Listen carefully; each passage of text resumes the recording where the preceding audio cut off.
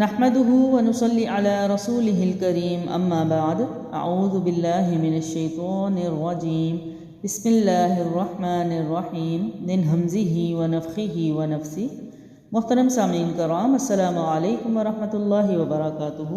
امید آپ سب خیر و عافیت سے ہوں گے۔ اللہ رحمان سے دعا ہے کہ ہم سب مسلمان جہاں کہیں بھی رہیں خیر و عافیت سے رہیں، آمین ثم آمین۔ ابھی تک ہم لوگ الحمدللہ ثم الحمدللہ بڑی حرکات جو ہیں ان کو مکمل تفصیل کے ساتھ کر چکے ہیں۔ اس کے بعد ہم لوگوں نے تنوین کے چیپٹر کو بھی مکمل تفصیل کے ساتھ کیا ہے، یعنی اس کی تعریف بھی کی ہے، پھر اس کے بعد مشق بھی کی ہے اور اس کی تختی بھی کر چکے ہیں۔ آج انشاءاللہ ہمارا جو نیا چیپٹر ہے وہ ہوگا حروف مد کا، کہ قرآن مجید میں حروف مد کون سے ہیں، کتنے ہیں، ان کو کیسے پڑھا جاتا ہے اور ان کی پہچان کیا ہے۔ تو آئیے اپنا آج کا جو چیپٹر ہے وہ شروع کرتے ہیں۔ اور آپ جانتے ہیں کہ میں اپنے چیپٹر کا آغاز جو ہے وہ ہمیشہ سوال و جواب سے کرتی ہوں، کیونکہ سوال و جواب جو ہیں وہ یاد رکھنا آسان ہوتے ہیں۔ تو ہم اپنے سوالات کو آج شروع کرتے ہیں۔ تو چیپٹر جو ہے وہ ہے حروف مدہ، حروف مدہ کا۔ تو دیکھتے ہیں کہ اس کے سوالات کیا ہیں۔ یہاں پر سب سے پہلا سوال ہے، سوال نمبر 1، اور وہ کیا ہے کہ حروف مدہ کتنے ہیں اور کون کون سے ہیں؟ حروف مدہ کتنے ہیں اور کون کون سے ہیں؟ تو اس کا جواب ہے حروف مدہ 3 ہیں، اور وہ یہ ہیں الف مد، واو مد اور یا مد۔ ٹھیک ہے، حروف مدہ 3 ہیں، الف مد، واو مد، یا مد۔ سوال نمبر 2 ہے کہ حروف مد آپ کو کیسے پتہ چلے گا کہ یہ حروف مد ہے، یعنی اس کی پہچان کیا ہے؟ تو بہت آسان ہے۔ کیا ہے؟ الف اگر خالی ہے، قرآن میں الف خالی ہے اور اس سے پچھلے حرف پر زبر ہے، یعنی پچھلا حرف کیا ہے وہ معنی نہیں رکھتا، بلکہ صرف اس کے اوپر اگر زبر ہے تو وہ الف مد ہے۔ ٹھیک ہے، الف خالی سے پہلے زبر ہے تو الف مد ہے۔ واو ساکن ہے، یعنی واو کے اوپر جزم والا سائن ہے، دال جیسی علامت ہے، واو ساکن ہے اور اس سے پچھلے حرف کے اوپر پیش ہے تو وہ واو مد ہے۔ ٹھیک ہے، پچھلا حرف کون سا ہے وہ معنی نہیں رکھتا، صرف پیش ہونی چاہیے تو وہ واو مد ہے۔ اور یا ساکن، یعنی یا کے اوپر بھی اگر دال جیسی علامت یعنی ساکنہ کا سائن ہے تو اس سے پچھلے حرف کے نیچے زیر ہے تو وہ یا مد ہے۔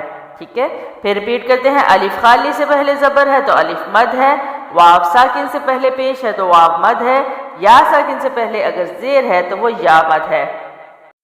سوال نمبر 3 ہے کہ حروف مد کو کتنا لمبا کر کے پڑھتے ہیں، یعنی یہ جو حروف ہیں اگر حروف مدہ ہیں تو ان کی لمبائی کیا ہونی چاہیے؟ تو جواب ہے حروف مد کو 1 الف کے برابر لمبا کھینچ کر پڑھا جاتا ہے۔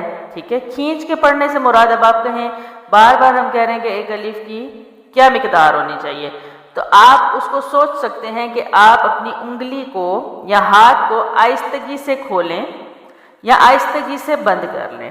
ٹھیک ہے، تو مد کی مقدار اتنی ہونی چاہیے، جتنی ایک غنّے کی مقدار ہے مد کی مقدار بھی اتنی ہی ہے، یعنی با زبر الف با، یہ میں نے ہاتھ کو آہستگی سے کھولا ہے۔ ٹھیک ہے، با زبر الف با، تا زبر الف تا، با پیش وا بو، تا زیر یا تی، تو یہ ہے 1 الف یعنی 1 مد کی مقدار۔ ٹھیک ہے، تو اس کو اتنا لمبا کھینچ کے پڑھا جاتا ہے۔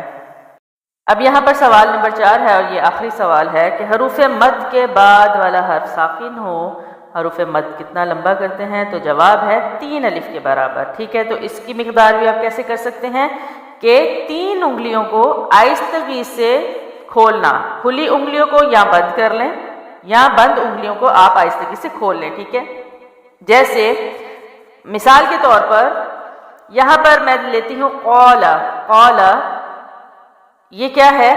الف مد جو ہے اس میں مڈل میں آ رہا ہے، یعنی درمیان میں۔ ٹھیک ہے، قاف کے اوپر زبر ہے، آگے الف خالی ہے تو الف مد ہوا۔ ٹھیک ہے، تو قولا، یہ تو میں نے روانی میں پڑھا، قولا، لام پڑی حرکت ہے، ہم نے اس کا بھی چیپٹر کر لیا ہے۔ تو قال، لام کو میں نے جلدی چھوڑ دیا۔ اب یہاں پر میں نے وقف کرنا ہے تو لام کیا ہوگا؟ حرکت ختم ہو جائے گی، جزم لگ جائے گا، تو یعنی یہ ساکنہ حرف بن گیا۔ تو ہم نے سوال کیا ہے؟ حروف مد کے بعد والا حرف اگر ساکن ہو تو کیا ہے حروف بر مد الف اور اس کے بعد لام ہے، یہ ساکن کر رہا ہے، تو 3 الف، تو مقدار کیا ہوگی؟ قال قال، ٹھیک ہے، یہ میں نے 3 انگلیاں آہستگی سے 1 بائی 1 کر کے یعنی ایک ایک کر کے کھولی ہے، ٹھیک ہے، تو اس کی مقدار اتنی ہے۔ تو سوال پھر ریپیٹ کرتے ہیں، حروف مد کے بعد والا حرف ساکن ہو تو کتنا لمبا کریں گے؟ تو جواب ہے حروف مد کے بعد والا حرف ساکن ہو تو حروف مد کو 3 الف کے برابر لمبا کریں گے۔ اس کے بعد ہم لوگ الف مد کی جو ہے وہ تختی دیکھ لیتے ہیں کیا ہے۔ اب آپ نے وہ پوائنٹ یاد رکھنا ہے، الف خالی سے پہلے زبر ہے تو الف مد ہے، اور اس کو ہجا کیسے کرتے ہیں؟ با زبر الف با، تا زبر الف تا، سا زبر الف سا۔ اب یہاں پر میں نے تینوں کو ایک ہی مقدار میں کیا ہے، اب اس طرح نہیں کیا، دا زبر الف با، تا زبر الف تا، مطلب کسی کو لمبا کسی کو چھوٹا، تو آپ نے اس کی مقدار قرآن میں ہمیشہ خوبصورتی پیدا کرنے کے لیے، خوبصورت پڑھنے کے لیے آپ کو ان آوازوں کو بہترین کرنے کی ضرورت ہوتی ہے، ٹھیک ہے، اور وہ کیسے ہوتی ہیں؟ جب آپ اس پہ ٹائم دیتے ہیں، اس پر پریکٹس کرتے ہیں، تو کیا ہے؟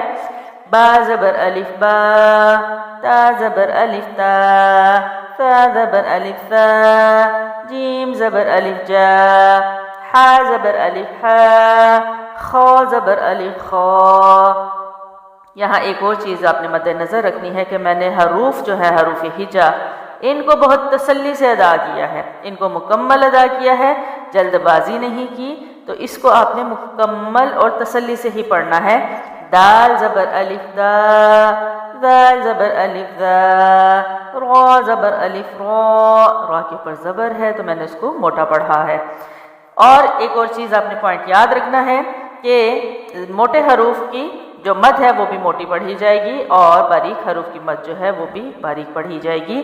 تو را زبر الف را، زا زبر الف زا، سین زبر الف سا، شین زبر الف شا، صاد زبر الف صا، ضاد زبر الف ضا، طا زبر الف طا، وا زبر الف وا، عین زبر الف عا، غین زبر الف غا، فا زبر الف فا، قاف زبر الف قا، کاف زبر الف کا، لام زبر الف لا، میم زبر الف ما، نون زبر الف نا، واو زبر الف وا، ہا زبر الف ہا، حمزہ زبر الف آ۔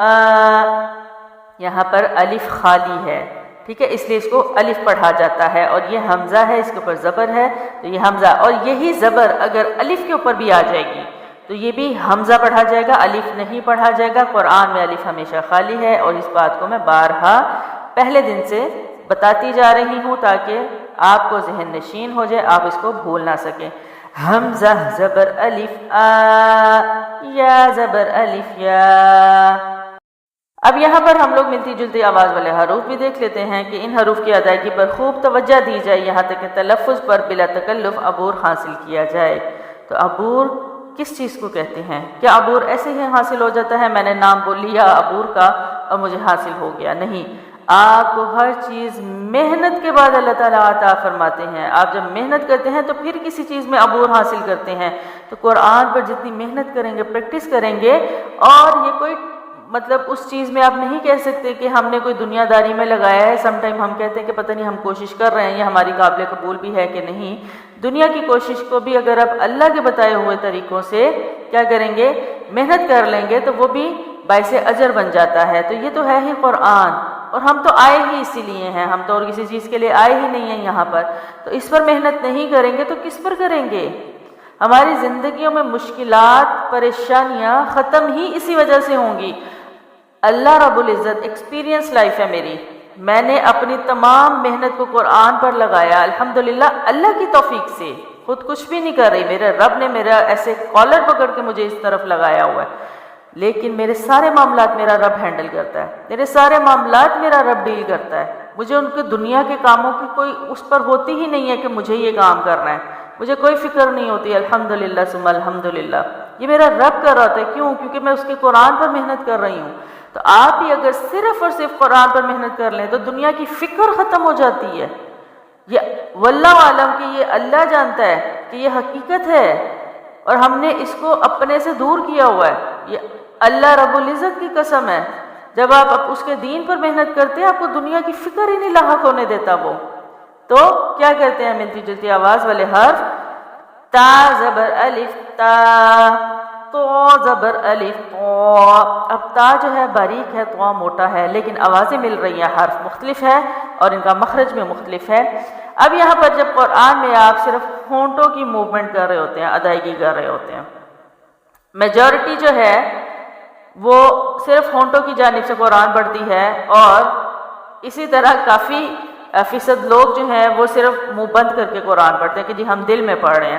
تو ہم نے اگر آپ حروف ہجا کی میری ویڈیو دیکھیں، بارہا میں نے حروف ہجا مختلف انداز میں کرائے ہیں، تو وہاں کہیں بھی دل کا جو ہے وہ نہیں ہے، ادائیگی نہیں ہے، مخرج نہیں ہے، کوئی بھی حرف دل سے نہیں نکلتا کہ یہ حرف دل کی جانب سے ہے. تو اس کا مطلب قرآن دل سے نہیں ہے، وہ آپ کی نیت ہے، آپ کا ارادہ ہوتا ہے جو دل سے کیا کرتا ہے، اس کا تعلق دل سے ہے. الفاظوں کا تعلق دل سے نہیں ہے، تو اس کا مطلب منہ بند کر کے پڑھنا، دل میں قرآن پڑھنا، یہ کہیں نہیں لکھا احادیث مبارکہ میں، قرآن میں صریحاً غلط ہے. تو اس کی ادائیگی کیا ہے؟ آوازوں کے ساتھ.